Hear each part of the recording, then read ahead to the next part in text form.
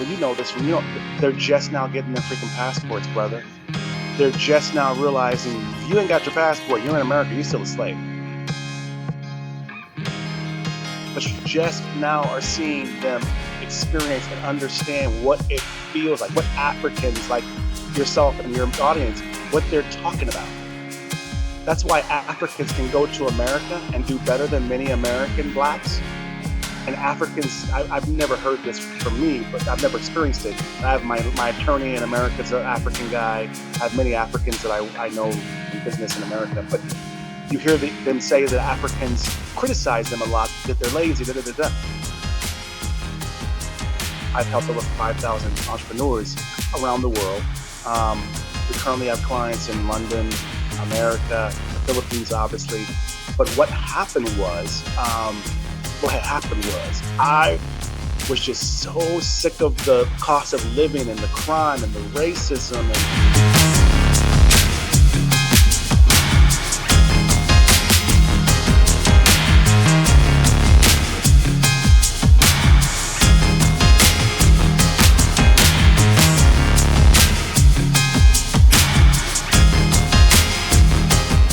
Obehi the author of the storytelling series for small businesses and content creators. In Obehi Podcast, we talk about the power of your story, your narrative, and why you should own your voice. Whether you are a small business owner, a content entrepreneur, or you simply want to build your influence, storytelling is probably going to be your best instrument to connect with your audience. So join the awakened few who are owning their voices. Now let's get started with today's episode.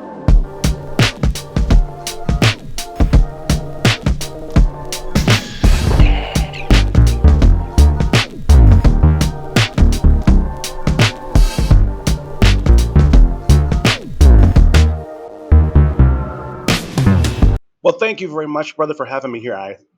I'm very flattered. I love the African diaspora. I love my people.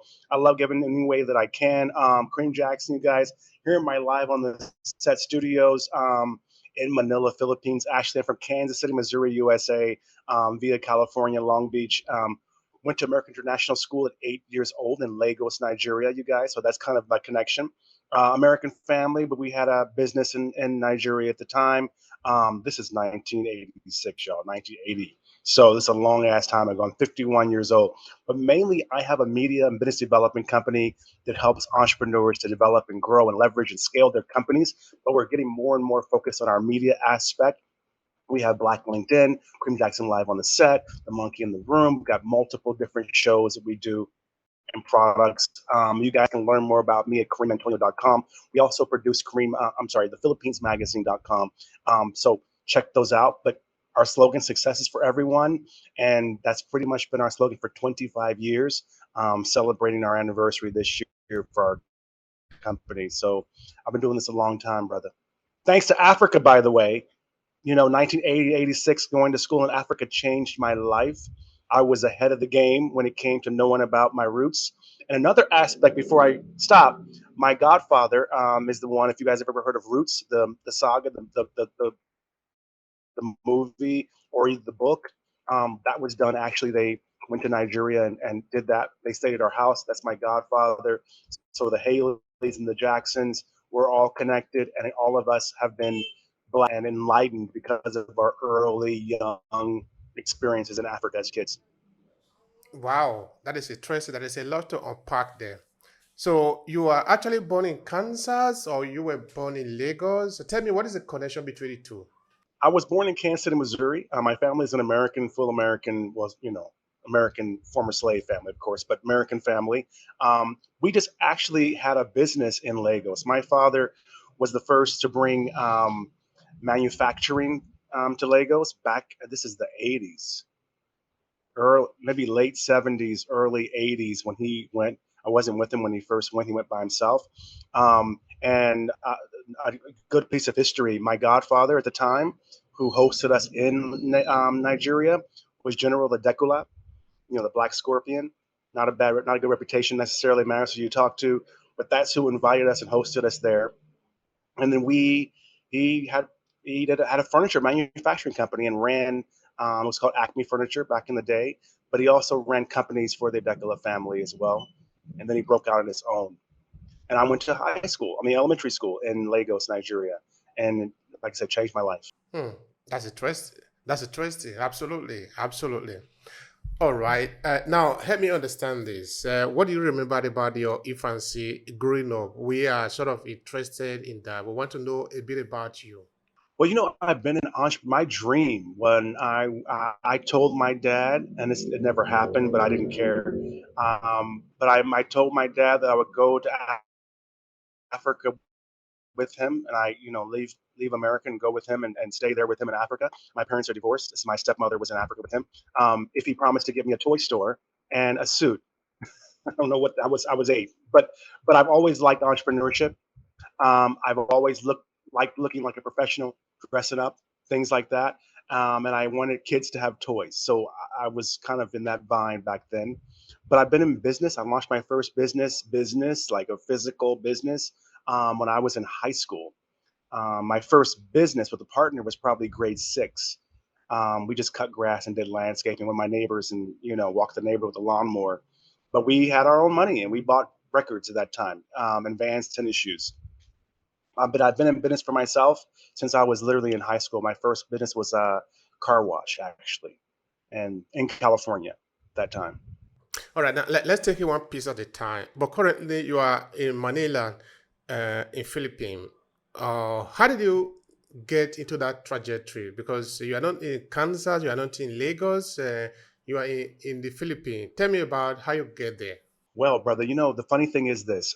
You see a lot now about Black Americans, the exodus going back to Ghana, the passport bros, the great resignation, the lifestyle issues. So you hear about all this stuff, right? But what happens is I was kind of ahead of the curve. I've been in business, like I said, since I was very young. My company that I have now, we're in business. We're celebrating 25 years, and I was just tired of the lifestyle. I thought it was just me. So I thought that maybe because I grew up overseas. I mean, I've been to Nigeria. I've also been to Italy, France, Canada, Mexico. I've lived in Mexico, so I've been all over throughout my life. I was in the U.S. Air Force for a very short amount of time, but I've always kind of enjoyed my freedom, and that's where entrepreneurship came in. But I think that now with the Philippines, I was just frustrated, and I looked at Africa. I looked at to go, when I came here about 10 years ago, 15 years ago. But I looked at Puerto Rico. I looked at Germany. I looked at China. I looked at Mexico, obviously, which is right near California. But I was mainly just looking for a lifestyle change. I didn't know what it was. This is before online internet, before outsourcing. I had no one to really talk to. But the thing was, I had a company in Kansas City that I still have that we just couldn't keep up. It was just after the recession, it was just like crap. It was just ugh. And I'm in the same business, of media, magazines, business development, helping entrepreneurs. I've helped over 5,000 entrepreneurs in my career, whether it's been developing their first logos, whether it's been outsourcing their companies or to Asia, whether it's been photo shoots or websites or tech, apps, things like that. I've helped over 5,000 entrepreneurs around the world. We currently have clients in London, America, the Philippines, obviously. But what had happened was I was just so sick of the cost of living and the crime and the racism, and I really thought that it was just me. So, but what sealed the deal for me was outsourcing. We used to pay $100,000 for printing for our magazines in the States. This is every issue, and I could do it for 25,000 in the Philippines. I'd never been here before, but that's kind of what got me. And we then got commissioned to do a magazine for the Philippines Magazine International, which is the philippinesmagazine.com. And I'd never been to the Philippines, so I was just producing it, publishing it in the States. And at that time, I was just marketing to Filipinos in the States, saying, come back home. It's, new marketing. But then when I came, and I was figuring out where I wanted to go, I was doing through that process. But when I came here to meet the Department of Tourism head that we were working with and see the office that we had established in the Philippines, I was blown away. I loved it. the quality of life, the cost of living, all the things you guys hear about right now that are just now becoming popular, outsourcing, leaving, quality of life, traditional relationships, no racism, black freedom, black excellence, black privilege, all of those things I found out 15 years ago. And I was the only black in the Philippines in media. And I was the only black business development guy. And I just liked it, brother. And my next stop, I want to go and try out some things. I want to try Ghana out. I want to see what I can get going in Ghana. That's my next kind of exciting thing. That's interesting. That's really interesting. All right, so let's talk a bit about navigating identity in all of the. But we can see you now like a kind of a free spirit guy. You are really free. I can see that you write freedom there, and it sort of it sort of exemplify what I'm hearing. Is in line with what you are saying. A kind of a free spirit person. So how do you navigate identity in all of this that you are doing, and where you are finding yourself, and the experiences that you are making in the world? Well, you know what? You said that most of your audience are African diaspora, not Black American. Yeah. Okay. Real African diaspora. Freedom for me means I'm not a slave anymore. We haven't even gotten to the freedom of lifestyle, the free spirit you're talking about. That's freedom 102, 202, right? This just means reminding Black Americans that we are not slaves anymore. And I've been doing this for 20 years. This is my show. The company's 25 years old. We've been saying success for everyone for 25 years, because back then, Blacks didn't have a really success, and Black was kind of new, right? You didn't really hear it. This is 25 years ago. So now we're really pushing home the freedom, because Blacks, you know this from, they're just now getting their freaking passports, brother. They're just now realizing if you ain't got your passport and you're in America, you're still a slave. You just have a bigger plantation. You know what I mean? It's not, and then now they're just realizing, and you see the stories of them landing in Ghana, whether they're a celebrity or a regular old Black American, teacher, crying, just the emotions that come through. I experienced that, and I didn't go to the Ghana and the slave ships, but I experienced the emotion of landing on motherland when I was 8. When I came back to the States, to go to high school in America, they didn't even know how to say Nigeria. There was Nigeria. They didn't know how to say. There was no kente cloth. They hadn't even gotten cool like that yet. So the freedom is just really. I know that some people think of the free spirit like you're saying, but the truth of it is, I'm talking to Black Americans saying, freedom, people. You guys need to get free. You guys need to go. It doesn't even. You don't even need to go home to Africa. Just get your passport and go anywhere, right? Because once you start to see outside of America, you will go back home. Eventually, you'll make your way. But a lot of them got to go to Mexico first, which you can walk from California to Mexico. So they got to do that first. Then they test the water. Then they go to Puerto Rico, maybe Jamaica. You feel me? But now Black Americans are understanding what freedom really means. And so I think a lot of them, they don't think about it, but they're still just slaves on the American plantation. If something happened today, they could not leave America, the plantation. They may be rich, they may be high-paid slaves, but you just now are seeing them experience and understand what it feels like, what Africans like yourself and your audience, what they're talking about. That's why Africans can go to America and do better than many American Blacks. And Africans, I've never heard this from me, but I've never experienced it. And I have my attorney in America is an African guy. I have many Africans that I know from business in America. But you hear them say that Africans criticize them a lot, that they're lazy, And it's not like that. It's not that.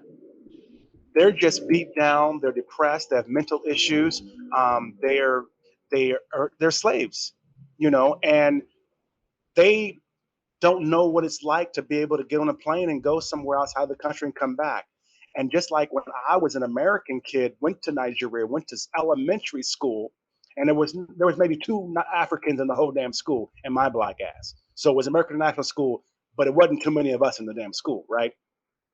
And when I came back, I could relate to how an African must feel. And when I look at my people, they're my people. So I can't criticize them like maybe some Africans do, right?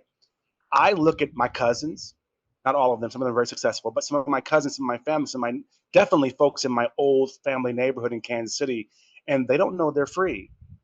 And I empathize with them. And so that's what the whole freedom thing is, just reminding them, you guys, the issues, the health issues, the mental issues, the diabetes, the high blood pressure, the lack of food, the lack of traditional relationships, good women, good men, the school to jail pipeline that happens in America, all of that stuff is real.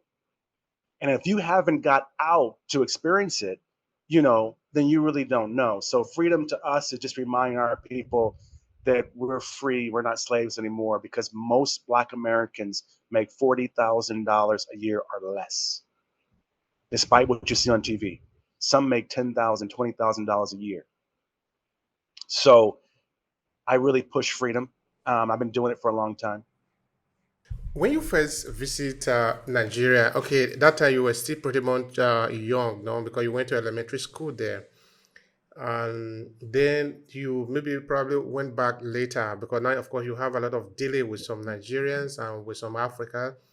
We sort of give you a different perspective of the whole dichotomy of diaspora, Africa diaspora.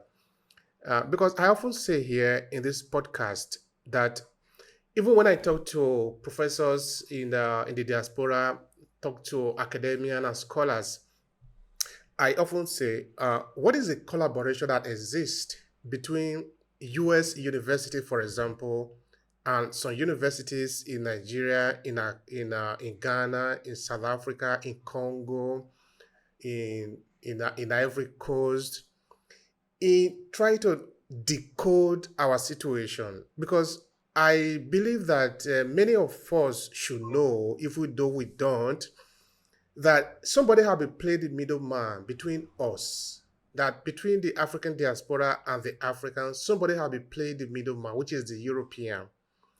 We need to get tired of that. We need to make the direct connection. The Africans in Africa need to be interested, intentionally interested in knowing who are these my brothers that are known in the Yeah, continent. And the diaspora yeah, too need yeah, to make the direct yeah. connection. You don't need any middleman. You can literally move from wherever you are in Canada or in UK or in the US and go buy a piece of land in Ghana, in Ivory Coast, in Congo, in Uganda, in Nigeria. You will own it. It is your own. You can do whatever you like with it. In fact, I understand that even the Ghanaian government at a point was giving out free land. But I'm not talking of the free land and all the repatriation and the rest of it. I am saying from the point of view for your sanity. For your sanity. Yeah. I'm not saying live wherever you are, but I'm just saying make the trip, make the intention that you say, okay, because it doesn't even cost anything for most of you that are in the diaspora to say, I want to buy a piece of land. It's not even the buy the piece of land. It's just the connection that you establish this connection. Because if many Europeans are doing it, they just move, 2 or 3 people will gather. They will go and buy a village in Africa and they will prepare it as their own. Why can't you do it? So I'm trying to look at what does it take to really make this initiative? Help me with that. Wow. Let me go a little closer here. Hold up, you guys. We got a serious damn question. I've lived in Africa and America and Asia and the UK, Canada, Mexico. I've lived all over the place. Lived, okay, not visiting. The criticism that I'm going to say to the people that are out there, the Africans that are out there, it's not even really a criticism. The advice I would give. Well, let me give me a criticism first. Let's be family. Let's be real, okay? The criticism is one: Africans need to realize something. If your daughter right now, you have kids, brother? Yeah. I have a son. Almost 6 Okay. years now. If almost 6. almost 6 years. So you count the years.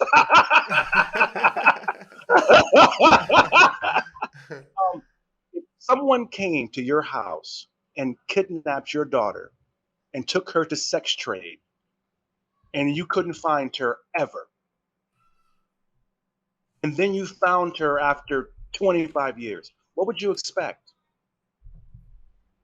Right? Things have I changed. think that is what Africans have forgot. The people that were taken from Africa as slaves were human trafficked. They use all these great words, these white words, these Western words. They were human trafficked now, which now is America's, they hitting it heavy. They're anti-human trafficking, but that's what they did. So what happened was you went through depression and sadness. Your daughter was kidnapped. You can't find her. But your daughter is dealing with whatever the hell she's dealing with, in this case, in America. And part of it was sex. Part of it was work, slavery, beating. We know the things that they did. And we also understand, most Africans don't understand this. Every slave was not working in the field. They were architects, they were engineers, they were doctors, and they were also used for experiments as guinea pigs at hospitals. They also had their feet cut off. There was many terrible things that happened.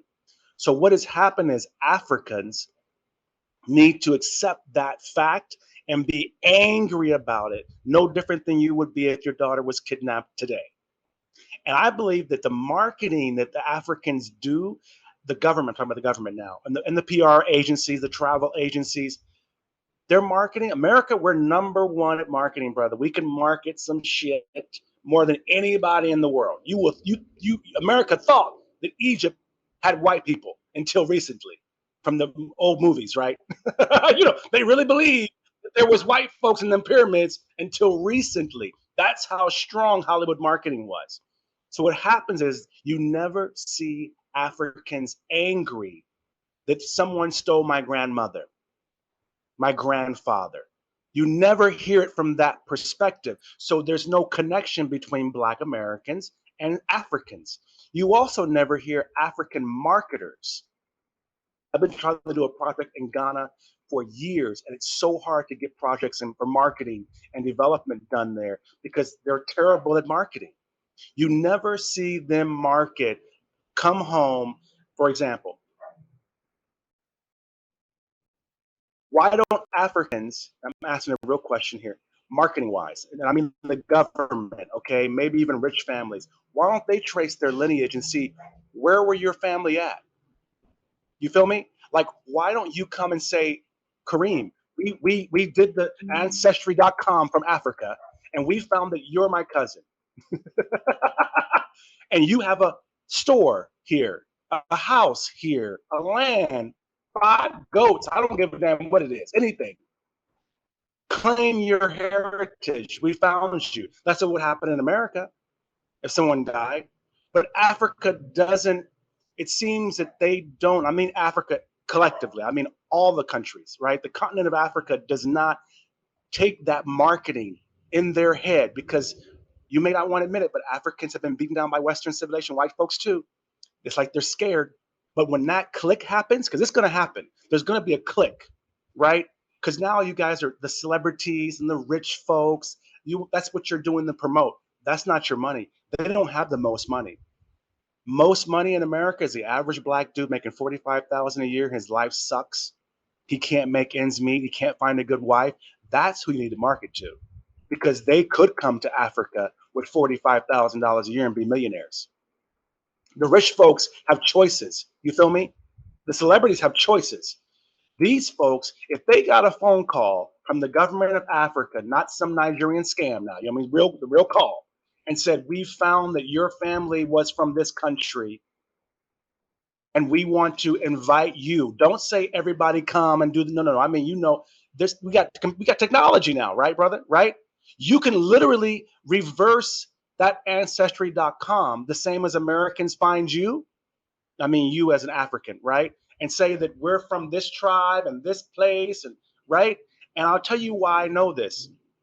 My godfather, I told you, is the one that did Roots. So if you guys are out there, watch the Roots. There's a novel first, Roots Saga, and then there's a movie, and then now there's a sitcom or whatever. That's my family. His name is the Haleys. David Haley's now a U.S. senator, and he's on my show sometimes. From Kansas City as well. They're all from Kansas City. No, they've lost that. You don't. Africans need to do a movie about slavery, because what's happened is that Africans aren't claiming their people. You're saying, why don't Americans? This is like asking your daughter who was stolen, right, and put into slavery and sex trafficking, to say, well, why didn't you call your father?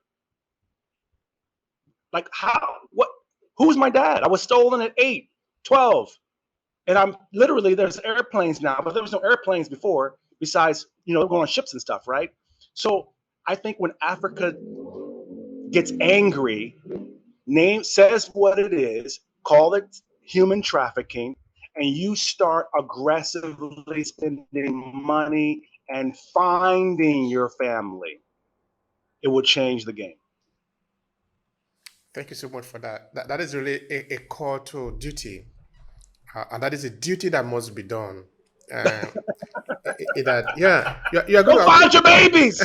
Go find your babies. Do you know what it would be if a Black American brother got a phone call? Remember, most Blacks, we're the largest, we're the wealthiest minority on earth. Black Americans. We only compete with like China and America and some other ones. There's a list that we have in our shows. We use it a lot. But we're talking about business and marketing and economy. But they're poor in America, brother. They're poor. Just that American dollar goes so far and they make a lot of money, but they don't own anything. They can't fathom the concept of you being in Africa, living in a hut, which is not the case, but we just say what they think because they've never seen, right? But you own that hut though. You own that dirt. You own that cow, those goats. You know what I mean? You've been married for your whole life. You don't have a divorce. They've never seen that because they were stolen, right? So I think Africa needs to take their people back, not ask them to come back. It's a different marketing. You feel me?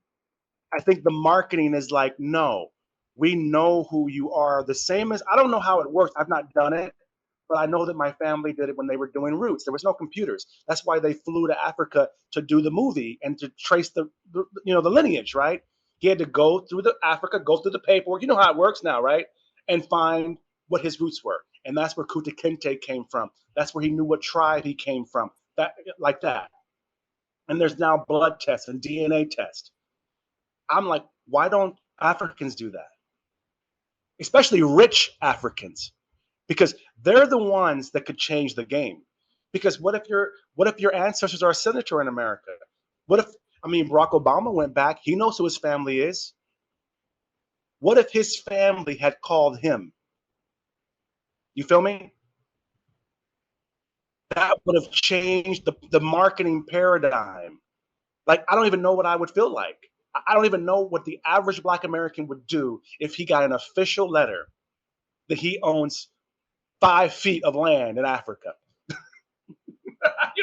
because his grandma died, and they found this, because that's what would happen in America. That's just to answer your question. I'm sorry I did get all in your face, but Thank you for that. Now I'm thinking, I'm thinking that maybe we need to do the marketing, like you're saying, Okay, you're a marketing guy, and I like the way that you look at it. That we're going to reverse the conversation. That we're not going to give all the responsibility to the child that was stolen and probably abused and has lost his identity, and we're not telling the child, hey, go find where you're coming from. It might be a little bit harder sometimes, but there is a kick to this, in that you, as an African diaspora, you are going to understand that the Africans that were left at home suffer exactly the same situation like you. So he is not free either. You see, I often say here that after the entangle between Europe and Africa, this is what happened. The Europeans haven't succeeded in destroying the identity of the African people. They became the mouthpiece of both the African people and the people that were enslaved, or let me use your term, trafficked out of Africa. So that even the Africans that were left at home are not free either. Till today, 2023, the kind of freedom that we talk about in Africa are not really there. We still have a lot of manipulation, highly class manipulation of African reality. Because the only person who can say, hey, I am going to find my piece that is missing is the one who is free to do that. But of course, that also is relative in that sometimes we are going to take the responsibility of, first of all, finding ourselves. Who are we now? We're going to pay a price, and we are going to be ready to do that. Otherwise, we can never get out of this trouble that we find ourselves. All Africans, in Africa especially, are much more free than any Americans are. They have no idea. I'm blessed, brother. And you know a lot of Americans, you were blessed to be in, I think you said you were in Italy. I know we're blessed. We're blessed. You Black American, you've probably been to America, you know people that are in America. No, they're not. No. I know what you mean though. But you got to understand, they didn't do it to themselves. That's the power that Africans hold in their heart. It's fucked up, but it's mine. There, we just fucked up. I don't own nothing. I don't own a car. My car is leased. My house is on. If I don't pay the taxes or the payment or the rent, it's gone. I'm homeless tomorrow. Most homeless people, despite us being the wealthiest country in the world, most homeless people are Black, veterans, disabled, and many are white, right? And many have mental health issues. Many people that are in America that are poor are working class poor. 50% or more, I think, high school dropout rate, even though they all can go to high school in America. So they have it better, but they're not free. What is happening in America right now to Black people is Black people are realizing an African in a hut and with dirt and a cow and a monkey in the back or whatever the hell they think it is more free and wealthier than most Black Americans are. That's what that's the click that Africa's missing. They're missing that most African and Black Americans, let me be specific, Black Americans in America make less than $45,000 a year. A lot make $10,000, $20,000. Most don't own homes. Most don't have college degrees. And mind you, they're okay. And that used to be okay. But the thing is that Africa needs to realize, no, they're not the same. Most Africans are wealthier than a Black American. They just look better. They look different, but it's all rented. They don't own any of it. I've got friends that are Africans, simple as hell.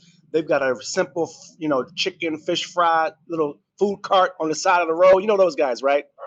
But they've had it for 3 generations, though. 3 generations. Great grandma left this little fish cart, little fried fish food cart, right? That doesn't happen. And Black Africans need to realize when they're talking to Americans, we have the same oppressor, but they're the kids. You're the parent who is depressed and the kid was stolen and trafficked. But these are the kids that you don't even know what they went through. You don't even know. And mind you, they've never had therapy. They've never had mental health. They've never had consulting. They don't know who their great parents are. People don't think about in the back of their mind. How would you feel if you didn't know? If you had amnesia tomorrow and you only can remember your mama, how would you feel? Like, I don't know, and that's where Africans need to realize your people were stolen. They were trafficked. You need to be angry about that. And don't make it about money and they did this, whites did. Forget all that. Address the needs of your children. And if you came to Black Americans with humility and empathy, like you would probably talk to your daughter at the police station when they told you we found your daughter, the emotion that would happen to you when you went to the police station and you see this girl Whether she's beautiful, whether she's skinny, whether she's an addict, whether she made it and she's a businesswoman, but that emotion is what you're seeing when Black Americans go back to Africa. That's the flutter there. They don't know what it is, but they know there's something here. Because I'm going to tell you this, and let me give some numbers to it. If tomorrow Africa could have $4 to $8 trillion every single year from Black American diaspora, that's how much money they spend in America every single year. That's how they need to think about it. This is about money. You don't need China. You need Black Americans. You need niggas. Now, that, you know what I'm saying? I mean specifically the niggas in America. I say that word because Black folks know what I'm saying. There's a difference between an African and a nigga. And niggas know it. But if you came to Blacks like, why are you struggling in America when you could own this? You know, if you came to them and were like, and I don't know how you would do it. I'm really curious about to find companies and to try it. But why don't you reverse engineer the Ancestry.com company? And now the government of a country, because we know where most of the slaves are from, Nigeria, Ghana, Uganda, right? We know where they all kind of came from. Those countries need to claim their people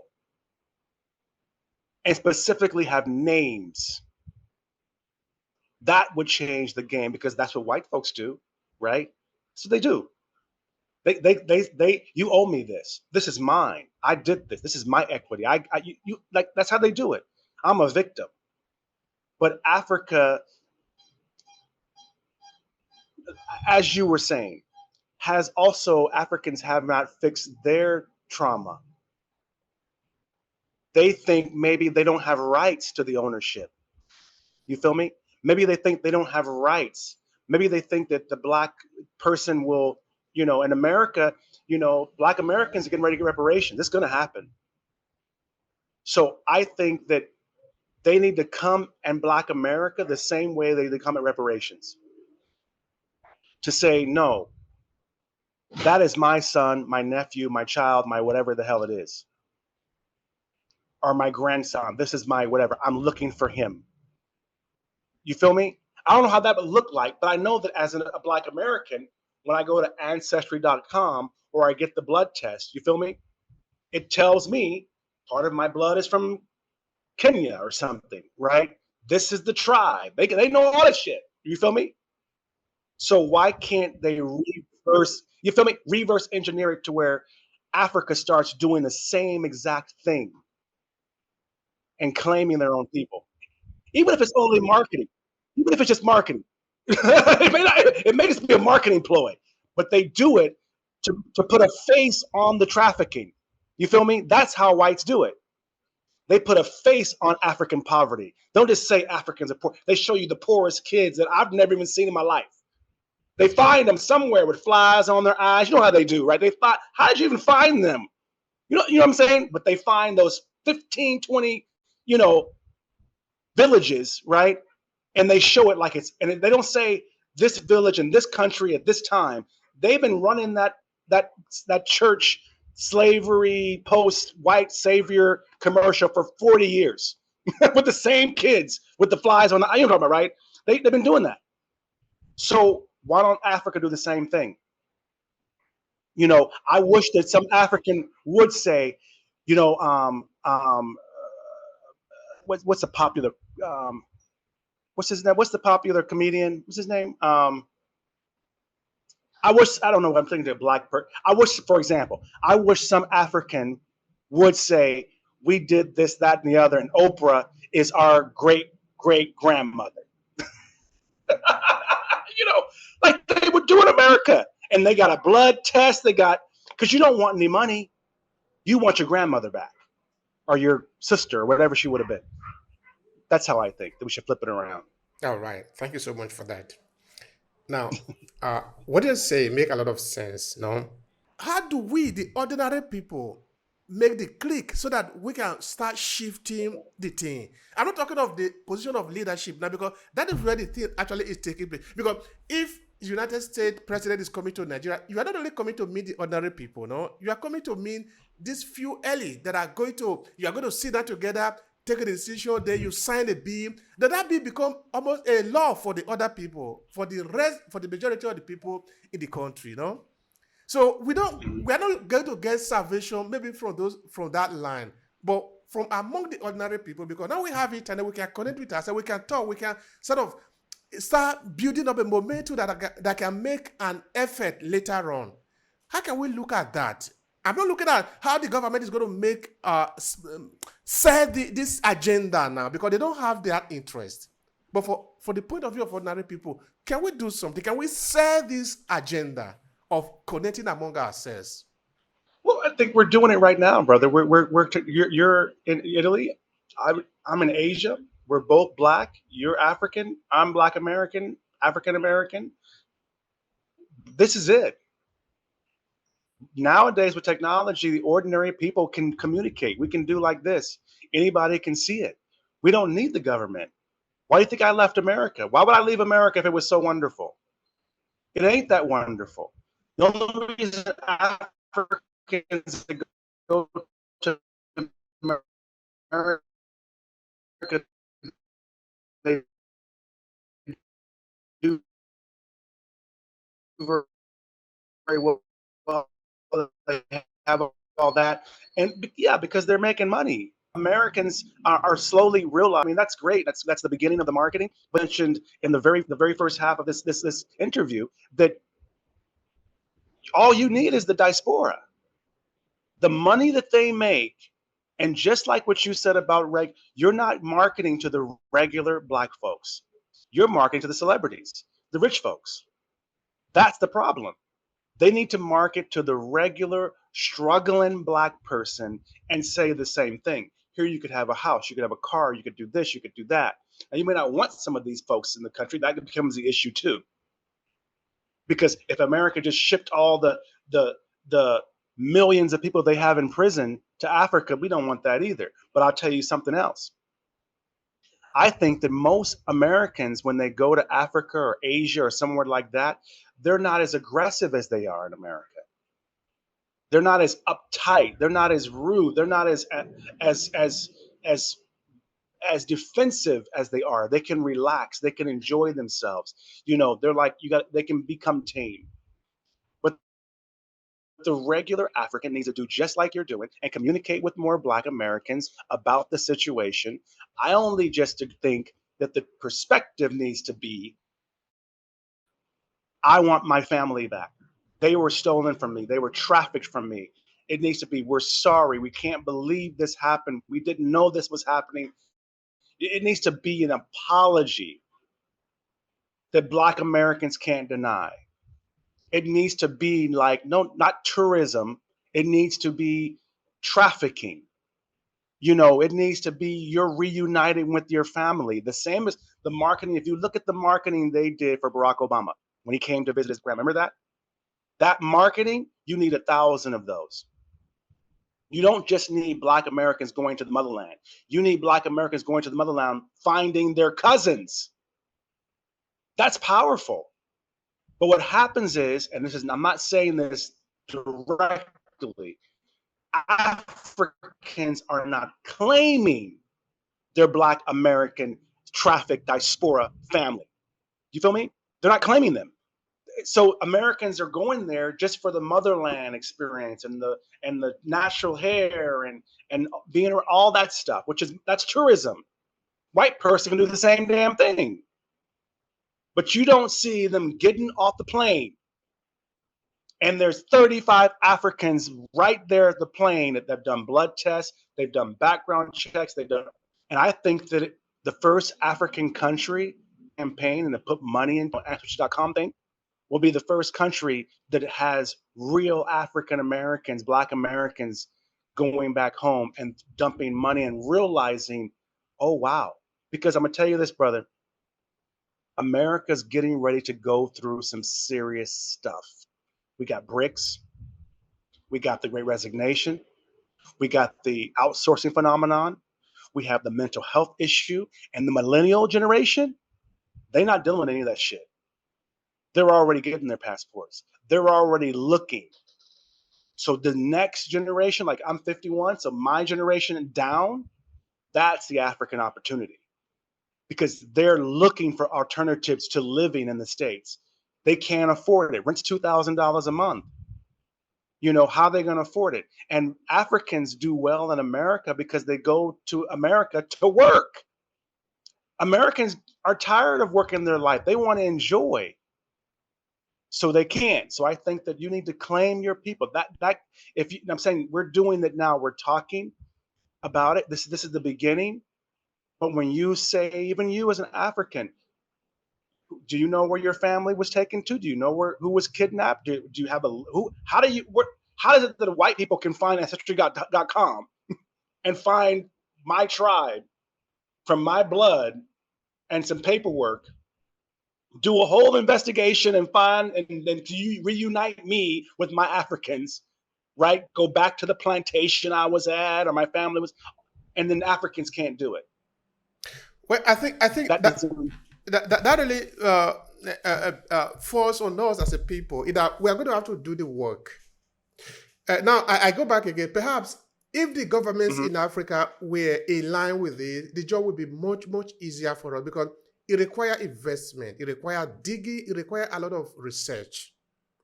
But as we can see, like I already said, I will repeat it again, most of the government in Africa are just employed to the metropole. So the metropole, by metropole, I'm referring to the European power that are interested in exploiting African human and natural resources. They are not interested in anything at all. What does it take for the regular African to wonder what happened to their family? That's what I'm saying. Forget the government. The government in America is fucked up too. The government in America is corrupt too. The government, they remember, we just had a black president. He was only half black. Well, he was black because he was African and white. So he's blacker than most black folks in America, actually, probably. But my point is, we just got one, right? So it's all messed up. But what's happening is the regular African, why aren't they asking about what happened to my kids, my uncle, my aunt? Why aren't they asking? Once they start asking, because politics means people. Poly is people. The politicians, as you said, they're just employees. So if the people start realizing or figuring out, I don't know if it's expensive, I don't know what it is, but if the people, I mean you and the people on the ground, the regular folks, started asking the question, tracing their own roots, and finding out 5 of my uncles were kidnapped, trafficked to America 450 years ago. If they start asking those questions, it changes the game, and the politicians have to follow. And the politicians will follow because forget the money America has. Forget the money Black Americans make. Black Americans make that money because of their skills. So if you had the NBA basketball players playing for Africa, they could own their own damn teams. If you, like you mentioned, if you had the rich black folks that got all these millionaire mansions and all these places in America, they could own a whole damn village in Africa for the same price as that house, probably. So eventually, once they figure it out, but what happens is you're not asking them. And Black Americans are trained for that, brother. Remember, whites said blacks can now drink from this fountain. Blacks can now rent here. Blacks can now eat here. Blacks can now travel here. They got permission. They may have fought for it and equal rights and Martin Luther King and the history, but at the end of the day, they got permission. And even now when white companies market, they have to technically ask or tell Black people you're allowed. They do it in marketing by showing Black people drink Coca-Cola. Black folks living in this building. Black folks eating McDonald's. They show it in the marketing. But I don't see African marketing with Black Americans with condos. Black Americans driving around. Black Americans with farm. You see it on YouTube. But I don't see it in travel posters. I don't see it in tourism posters. And I don't see Black Africans in Africa asking about their family. That, I think, is the disconnect. I don't see them doing that. And when they start clicking like that, it's going to change the dynamic. Yeah. Because then, I sorry. want to go back to what you were saying before, because it makes a lot of sense, no? In that we're going to have to trace this route. So I was just making mention of that. Because we were talking of investment, if we have had somebody that put a lot of money there, it will be fine. But okay, we know that that is not going to work now. It's not working because there is no basis for that. So we need the ordinary people who should be interested in this work. Because look at, for example, okay, that again would require an investment, because I've tried to look at Google. When Larry Page and Sergey Brin, they decided that they wanted this project, they wanted to do this project, but not the money I'm looking at now, but the idea that they wanted to put the information of the world together that it can be accessible to the people.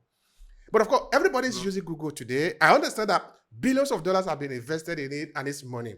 But I'm trying to think, why not we as a people, ordinary people, have projects like that too, where we are interested in keeping record of everything that have happened to us or about us?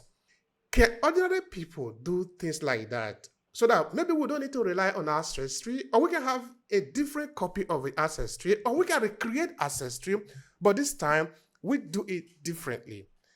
Well, yes, brother. I think, oh my God, that's my whole point. What do you care what they're doing? You got enough regular people that make money in Africa. You got enough regular people. The problem is you've got to claim these people. And I'm not saying it in a sense that American blacks, remember, do you know how hard it is for the average black American to get a passport? It's just as hard as an African. Most American blacks, we have, I think, 25% of the black American population are felons, are in prison. 25%. That means you can't get a passport. You own the plantation forever. You can never leave. Plus, if you have child support, you can't get a passport and leave the country unless you're current, of course, But so there's a lot of issues that deal with that. So what happens is you guys have got to claim and market, because you've got to market. And I'm going to tell you, let me give a compliment to Africa. There are more people homeless in America than any country in Africa, I'm sure. You just don't hear about it. There's more divorce, there's more murder, there's more suicide, there's more mass shootings. I don't mean by military, I don't mean by coup, I mean by regular ass people. Every single week there's a mass shooting in America, but you don't really hear about that. The problem with Africa, again, is you always talk about the problems. You are the most powerful, beautiful, resourceful. Just focus on that. Make Americans want to go home. Show more of that. Stop getting on the news. You're saying the government, their workers, every government, American politicians are much more an employee than any of the African. Where they learn it from? You're just doing what the Americans do, what the Europeans do. You're still wearing the white wigs and everything, you said. So I think that the problem is Africa needs to swallow that reality pill and just start marketing waterfalls and shit. Thank you for that. I love that. Start marketing pure water and clean air and apartments for $300 a month and $200 a month, and start marketing jobs and start hiring black marketing firms in America. Start hiring black advertising firms and consultants, because now it will change the game. But I love Afrobeats. It's killing it right now. The movies are killing it right now. You've got African cartoons and comic books on Netflix right now. Focus on that. The beauty, the fashion. People are seeing it. I wanted to speak a little bit about how to reinforce entrepreneurship among African diaspora. So, of course, so we can own more things, because I think that is where the argument turns to at the end of the day. But if you have more resources, then you'll be able to do what we do. I think everything actually that we have talked about today actually lead to that. Okay, first of all, there's more entrepreneurs in Africa than there are in America. Be proud of that. There's definitely more black entrepreneurs in Africa than there are in America. I think the average shop that has a entrepreneur in Africa that has a small business, medium-sized business, you make more than most American blacks do. So be proud of that. Entrepreneurship is the way to freedom. And now with technology, you can have clients all over the world. I'm here in Manila talking to Italy about Africa. I couldn't do that 15 years ago. I couldn't do it 5 years ago. There was no Zoom. What is that? Maybe 5 years, tops 10 years. It was popular, available to the mass markets. I think that entrepreneurship is also the way that you get to the diaspora, because they're going to start realizing, why am I struggling working at this stupid ass white ass salon when I could have my own salon in Africa? Why am I flipping hamburgers at Denny's over the midnight shift and can't pay my bills when I could own my own restaurant in Africa? You feel me? Those are the conversations. I believe that Africans need to get into international, I think, companies that grab Black Americans and pull them home, where there's travel, tourism, business, outsourcing, things like that. That's going to be the next boom for them. They need to be the ones, the entrepreneurs. I don't care if you got one employee or 15,000 employees.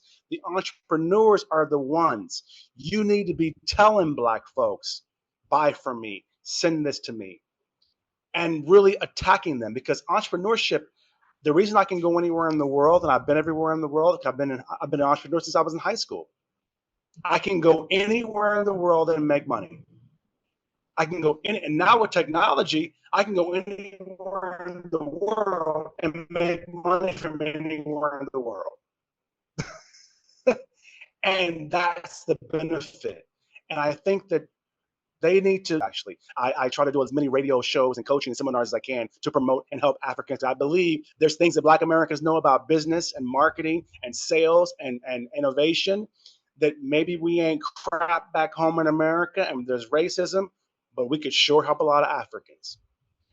So I think that they need to really just understand they are doing phenomenal. And there are more of them doing business and trying to do business than any Black. Blacks make a lot of money working. Only 1% of Americans have business at all. That's it. Whereas I think 30 or 40% of Africans probably have a little sideline, little business, a little something. No, a lot of the population, because in Africa, the government is not the one employ the people that employ themselves. So in this sense, you are absolutely right. Exactly. But Americans, that's a dream. They wish they could have a little stand making their food or something. But you can't do that in America. There's too many regulation. It's too expensive. And there's racism. You can't even sell lemonade in America without getting put in jail on the street.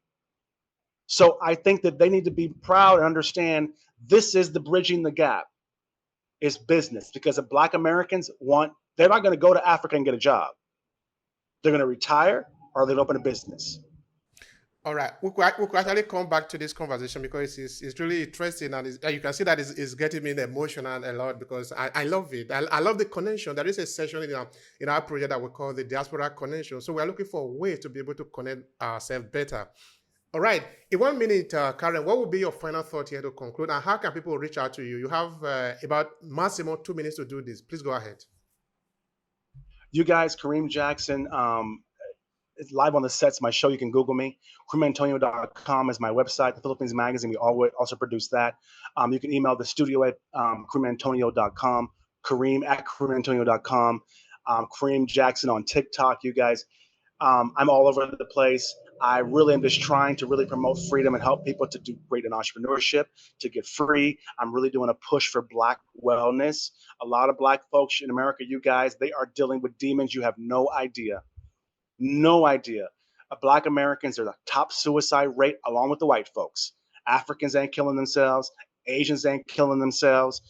It's Black folks and white folks. And the racism thing that's happening in America right now, that's your in Africa.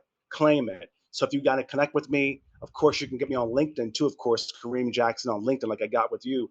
But at the end of the day, I'm everywhere. And of course, you can contact you and get with me that way. So I appreciate it. Thank you so much for that. I appreciate the conversation. Definitely, we are coming back to this on another occasion. If you enjoy this podcast, please subscribe so you never miss any of our future episodes. Rate and review Obehi Podcast and share with your friends who might need it. Thank you so much for listening. I'll talk to you in the next episode.